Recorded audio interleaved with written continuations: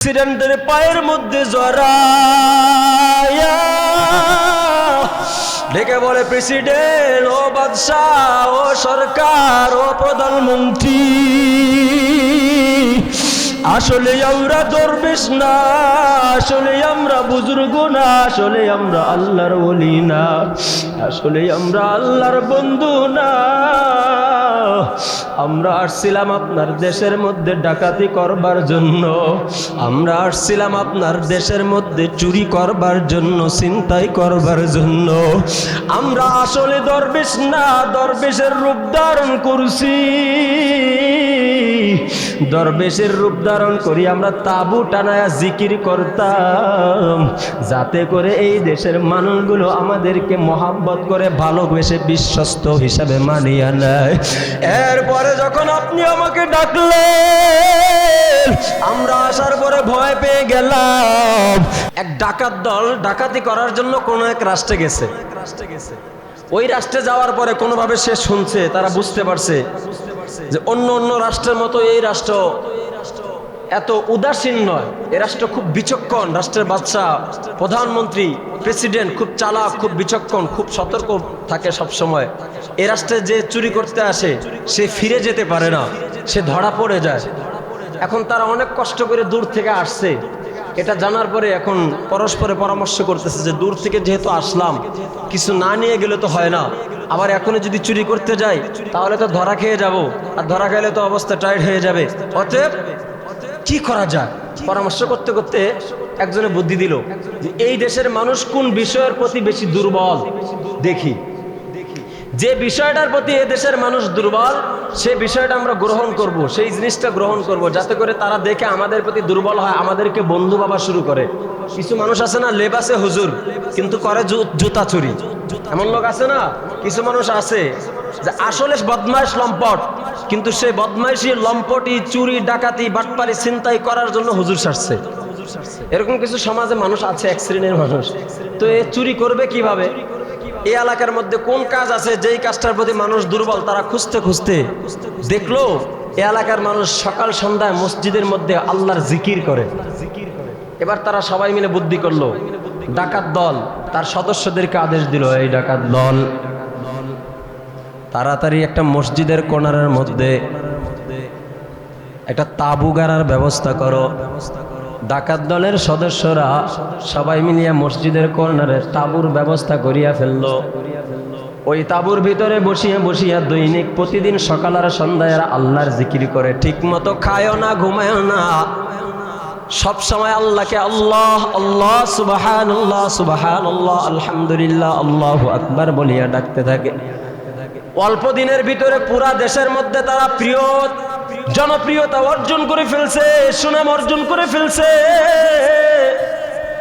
কিছুদিনের মধ্যে বাদশার কাছে খবর চলে গেল, বাদশা মহারাজ, আপনার দেশের মধ্যে একদল মানুষ আমরা দেখতেছি অমুক জায়গায় মসজিদের কর্নারে তাঁবুর মধ্যে বসিয়া যারা সর্বাবস্থায় আল্লাহর জিকির করে, এরা বড় দরবেশ, এরা বড় বুজুর্গ, এরা বড় আল্লাহওয়ালা। বাদশা ডাক দিয়ে বলে, একটু ভালো করে তদন্ত নিয়ে দেখো, আসলে আল্লাহওয়ালা নাকি আল্লাহওয়ালার রূপ ধারণ করছে, ভেষ ধরছে। বাদশার গোয়েন্দা বাহিনী যখন তদন্ত করার জন্য গেল, যায় দেখে না, গভীর রাত্রে তদন্ত নেওয়ার জন্য গেছে। তদন্ত করতে যাওয়ার পরে ও গিয়া দেখে তারা আল্লাহর জিকিরের মধ্যে মগ্ন। কারণটা কি? ডাকাত দলের প্রধান তো বলেই দিছে এই দেশের মানুষ, প্রধানমন্ত্রী, আইনজীবীরা বড় বিচক্ষণ, রাত্রের বেলা কোনো গোপন মিটিং করা যাবে না, রাত্রের বেলা তোমরা সবাই আল্লাহর জিকিরের মধ্যে মগ্ন থাকবা। গোয়েন্দা বাহিনী যদি আসিয়া দেখে তাহলে আমাদেরকে যেন জিকিরের অবস্থায় দেখতে পারে। তারা সবাই জিকিরের মধ্যে ব্যস্ত হয়ে গেছে। এদিক দিয়া গোয়েন্দা বাহিনী চলে আসছে, আইসা দেখে জিকির করে, এরা আল্লাহকে ডাকে, রাত্রেবেলা ঘুমায় না। এবার যখন গোয়েন্দা বাহিনী সরকারের কাছে, বাহাদুরের কাছে চলে গেছে, যাওয়ার পরে ডাক দেয়া বলে, প্রেসিডেন্ট সাহেব, আপনি পাঠাইলেন তাদেরকে পরীক্ষা করবার জন্য, একদিন, 2 দিন, 3 দিন, এক এক করিয়া অনেক দিন পরীক্ষা করে ফেললাম। যতদিন এই রাত্রের বেলা গেছি, গিয়া দেখি তারা দুনিয়াবি কোনো কাজের মধ্যে ব্যস্ততায় নাই, লিপ্ততায় নাই, আল্লাহর জিকিরের মধ্যে মগ্ন হয়ে আছে। এরা অন্য কোনো কাজ করে না, এরা আল্লাহর জিকির করে, আল্লাহর জিকির। বাদশা ডাক দিয়ে বলে, তাহলে তো এরা আসলে আল্লাহর বন্ধু আর আল্লাহর ওলি। বাদশা তার মন্ত্রী পরিষদের কয়েকজন মানুষকে ডাক দিয়ে পাঠায় দিল, আমার কর্মীরা তাড়াতাড়ি যাও, এই দরবেশগুলোকে আমার দরবারে একটু নিয়ে আসো, তাদেরকে আপ্যায়ন করব, তাদেরকে একটু একবেলা খানা খাওয়াবো। সবাই বাদশার প্রতিনিধিরা ডাকাত দলের কাছে চলে গেল। ডাকাত দলের কাছে গিয়া বলে, ভাই, বাংলা এই দেশের প্রেসিডেন্ট, প্রধানমন্ত্রী আপনাদেরকে দাওয়াত দিয়েছে, আপনাদেরকে স্মরণ করছে, চলেন না একটু প্রধানমন্ত্রীর দরবারে হাজিরা দেওয়া লাগবে। প্রধানমন্ত্রী নাকি আপনাদের মতো বুজুর্গ আল্লাহওয়ালা দরবেশদেরকে এক বেলা খানা খাওয়াবে, এই জন্য তার দরবারে আহ্বান করেছে, চলেন না একটু তার সাথে সাক্ষাৎ করার জন্য চলিয়া যাই। এবার ডাকাত দল ওরা তো জানে আসলে আমরা আল্লাহওয়ালা না, আসলে আমরা জিকিরটাকে চুরি করার জন্য কৌশল হিসাবে ব্যবহার করেছি। তারা তো মনের মধ্যে ভয় ভয় নিয়া নিয়া বাদশার দরবারে হাজির হয়ে গেছে। বাদশার দরবারে হাজির হওয়ার পরে বাদশা সাহেব আপ্যায়ন করার জন্য খাবারের দস্তরখানা বিছায়া দিছেন। খাবারের দস্তরখানা বিছায়া দেওয়ার পর তারা খানা খাইলো। খানা খাওয়ার পর বাচ্চার একটা সন্তান ছিল, যেই সন্তানটা কুষ্ঠরোগে আক্রান্ত ছিল, কুষ্ঠরোগী। বাচ্চা একটা গ্লাসের মধ্যে পানি নিয়ে আইসা বলে, দরবেশ সাহেব গো, এই যে একটা গ্লাসের মধ্যে পানি দিয়া দিলাম, একটু আপনি এই পানিটাকে পড়িয়া দেন। আমার একটা সন্তান আছে কুষ্ঠরোগে আক্রান্ত, সারা দেশের সব ডাক্তার, সারা দেশের সমস্ত কবিরাজ দিয়ে চিকিৎসা করলাম, সারা দেশের সমস্ত ডাক্তার দিয়ে চিকিৎসা করলাম, কোনো ডাক্তারই চিকিৎসাও ধরে না, কোনো কবিরাজি চিকিৎসায় কাজ হয় না। আপনি একটু পানি পড়া দিয়া দেন দেখি, আপনি তো দরবেশ মানুষ, আপনারা তো পিসাব মানুষ, আপনারা তো আল্লাহওয়ালা, আপনারা তো আল্লাহর জিকির করেনওয়ালা, একটু পানিটা পড়িয়া দেন দেখি আমার সন্তানকে এই পানি পড়া খাওয়াইলে সুস্থ হয় কি হয় না। ডাকাত দল চিন্তায় পড়ে গেছে, হায় হায়, আসলে আমরা তো আল্লাহওয়ালা না, দরবেশ না, দরবেশের রূপ ধারণ করলাম, আসলে আমরা তো জিকিরটাকে কৌশল হিসাবে ব্যবহার করলাম। এখন যদি আমাদের পানি পড়া দিয়া সন্তানের রোগ ভালো না হয়, তাহলে তো আমাদেরকে বাদশা সাহেব চিনে ফেলবে, এই দেশের প্রেসিডেন্ট আমাদেরকে গ্রেফতার করিয়ে আমাদেরকে শাস্তির ব্যবস্থা করে ফেলবে। সবাই বড় টেনশনের মধ্যে পড়িয়া গেছে, সবাই বড় চিন্তার মধ্যে পড়িয়া গেছে। ইতিমধ্যে প্রধান, ডাকাত প্রধান ডাক দিয়ে বলে, আমার সদস্যবৃন্দ,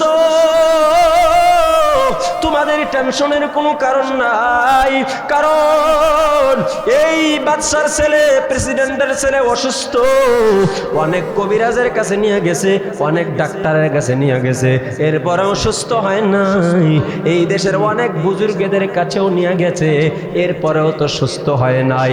আমরা তো সামান্য বুজুর্গ, তারা তো অনেক বড় বড় বুজুর্গ এই দেশে আছে, তাদের পানি পড়া মনে হয় নিচে, তাদের পানি পড়া দিয়েও কাজ হয় নাই, আমাদের পানি পড়া দিয়া কাজ না হলে এটাও কোনো ব্যাপার না, স্বাভাবিক বিষয়।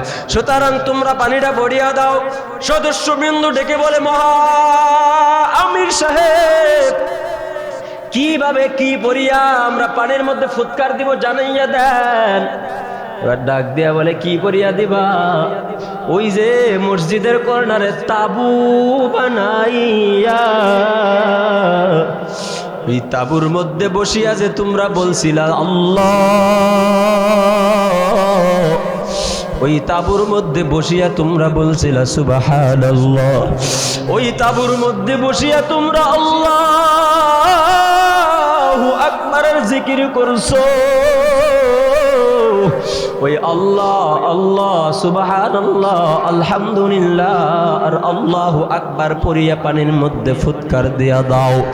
সবাই যখন পানির মধ্যে ফুৎকার দিয়া দেয়, এবার বাদশা পানিটাকে নিয়ে প্রেসিডেন্ট তার সন্তানটাকে পানি খাওয়াইয়া দিল।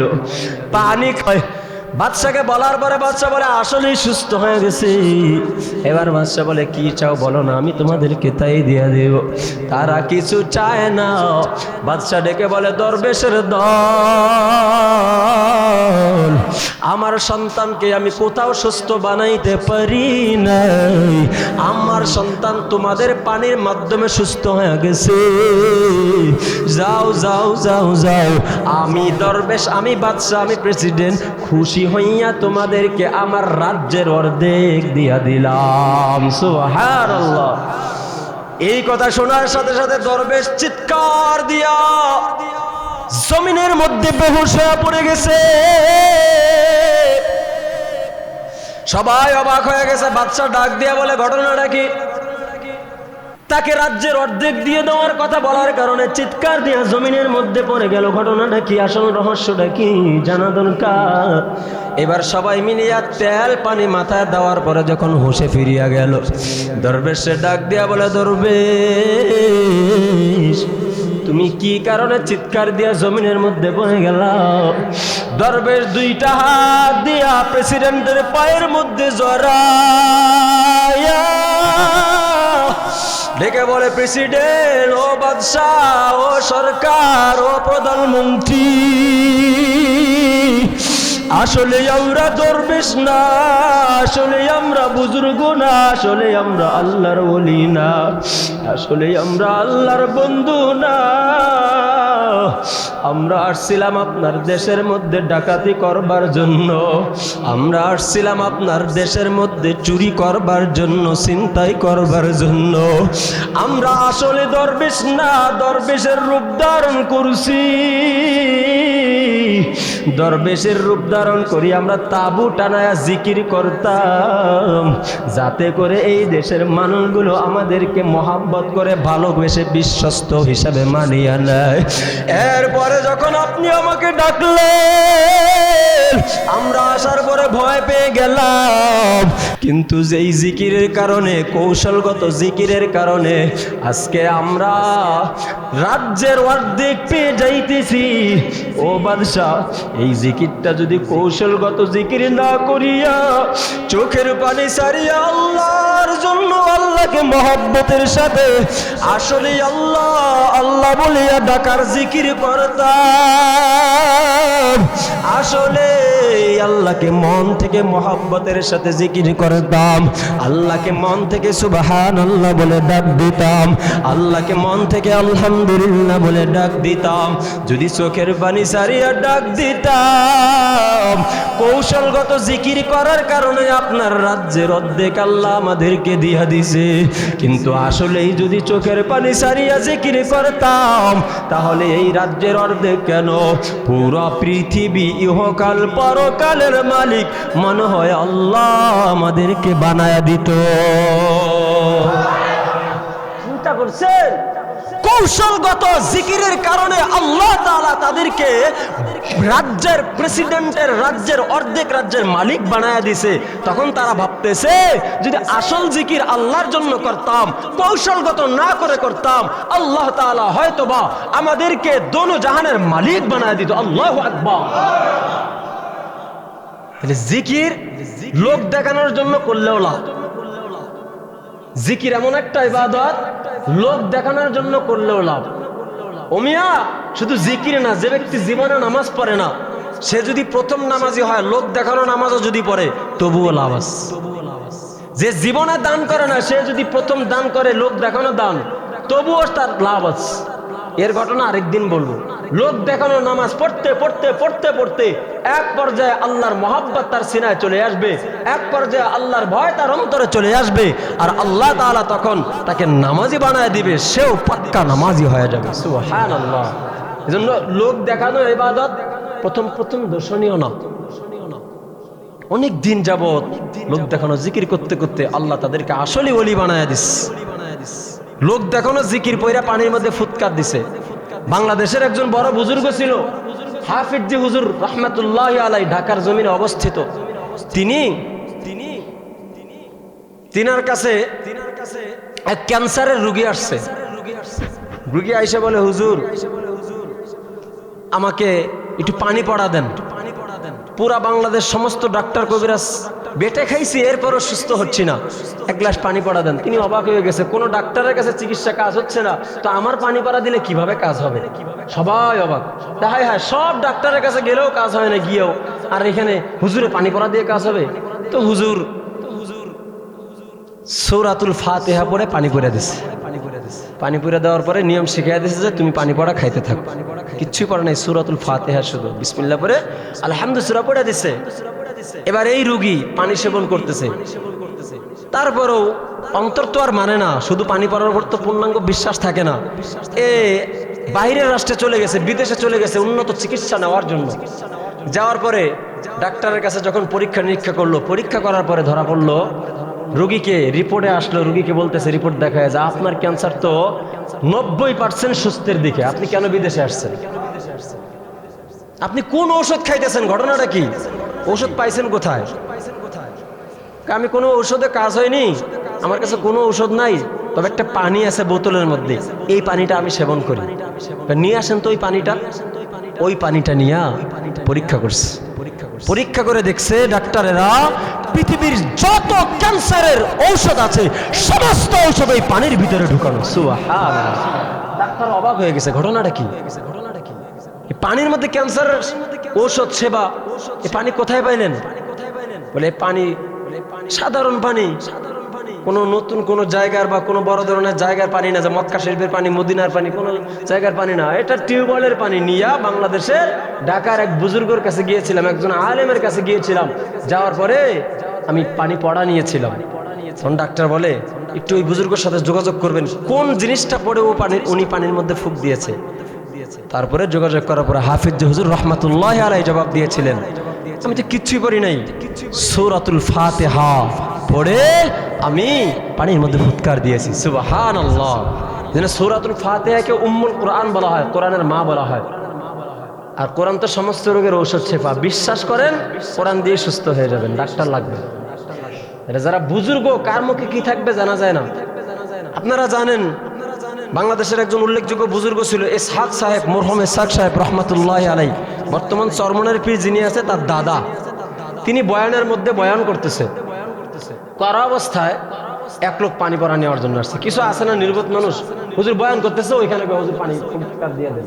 আমি ঈদের নামাজ পড়াই, ঈদের বয়ান চলাকালীন আমার কাছে সন্তান নিয়ে হুজুর মাথাতে একটু হাতায় দেন, হাত দিয়ে নিয়ে এসে টাকা দেয়। এগুলো বেয়াকুবি কাজ, বয়ানের বিঘ্নতা ঘটে। তো হুজুর বয়ান করতেছে, বয়ান করা অবস্থায় এক লোক আসছে, হুজুর সরায়া দিছে। হুজুর আমার ছেলেটার গায়ে একটু ফুৎকার দিয়ে দেন। আবার আসছে, সরায়া দিছে। দ্বিতীয়বার আসছে, এবার হুজুর রেগে গিয়ে ফুৎ দিয়ে দিছে, রেগে ফুৎকার দিয়ে দিছে। ফুৎকার দেওয়ার পরে সাথে সাথে সন্তান আল্লাহু আকবার বলে বুবা থেকে জবান খুলে গেছে। সুবহানাল্লাহ। এরপরে হুজুরের কাছে বয়ানের শেষে ঘটনার বিবরণ দিল, হুজুর আমার ছেলে আগে ছিল বুবা, আপনার ফুৎকারে সুস্থ হয়ে গেছে। ঘটনা কি? আপনি কি বলে ফুৎকার দিয়েছেন? হুজুর এত চেষ্টা করছে, হুজুর সূরা ইয়াসিনের তাফসীর করতেছিল, এত চেষ্টা করছে, ওই সময় আমার কোন আয়াতটা মুখের মধ্যে ছিল আর স্মরণ করতে পারে না। চিন্তা করছেন কোরআনের মধ্যে সমস্ত রোগের শেফা আছে না নাই? তো গাঞ্জাখোরের মুখ দিয়ে ফুৎকার দিলে হবে? বিড়িখোরের মুখ দিয়ে, যে বিড়ি টানে দিনে 36 বার, তার মুখ দিয়ে ফুৎকার দিলে সুস্থ হবে না? তা কার মুখ দিয়ে হবে? জিকিরওয়ালার মুখ দিয়ে। হুজুর না, হুজুরের মুখ দিয়ে ফুক দিলেও কাজ হবে না। জিকিরওয়ালা হাফিজ জি হুজুর জিকিরওয়ালা ছিলেন, এমন জিকির করতেন জিহ্বা অটো চালু হয়ে গেছে।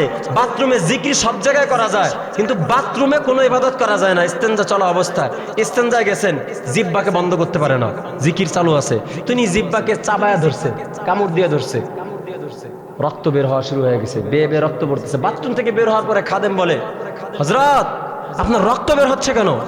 কি বলো, কোথায় রক্ত? তখন থেকে আসলেই রক্ত। এবার বলে, হুজুর কি হয়েছে ঘটনা, আপনি কোথায় আঘাত পাইছেন, ব্যথা পাইছেন, একটু বিবরণ দেন না। এবার হুজুর তো বলে না। অনেক প্রচেষ্টা করার পরে খাদেম হুজুরের কাছ থেকে শুনতে পারছে, হুজুর বলতেছে যে বাবা তোমাকে আমি বলি তুমি কাউকে বলিও না। আমি যখন বাথরুমে গেছি, বাথরুমে যাওয়ার পরে আমার জিহ্বা দেখি অটোমেটিক লাফাইতেছে, তো আমি জিহ্বাটাকে, বাথরুমে তো জিকির করা নিষেধ, জিকির করা যাবে না, তাবিজ আছে না, তাবিজের খোলের মধ্যে আল্লাহ লেখা থাকে, ওই খোল খুলে রেখে যেতে হয়। তাবিজ সংক্রান্ত আলাদা আলোচনা আছে, ইনশাল্লাহ বলবো। আল্লাহ আল্লাহ জিকির, কোনো আল্লাহ আরবি লেখা সংক্রান্ত কাগজ নিয়ে বাথরুমে যাওয়া যায় না।